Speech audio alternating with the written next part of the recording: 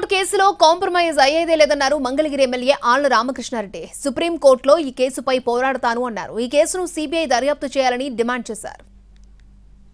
Note case ప్రస్తుతం supreme కోర్టులో రెండుగా నేను వేసిన కేసులు కూడా మెర్జ్ అయ్యి ఒకే కేసుగా ఉంది.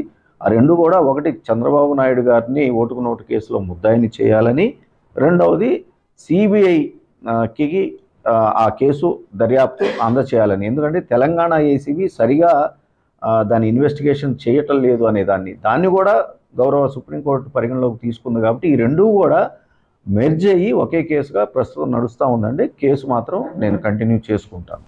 ఓటుకు నోటు కేసు నేను వేసిన కేసులు కూడా మెర్జ్ అయ్యి ఒకే కేసుగా ఉంది. ఆ రెండు కూడా ఒకటి చంద్రబాబు నాయుడు గారిని ఓటుకు నోటు కేసులో ముద్దాయిని చేయాలని, రెండవది సిబిఐకి ఆ కేసు దర్యాప్తు అందచేయాలని. ఎందుకంటే తెలంగాణ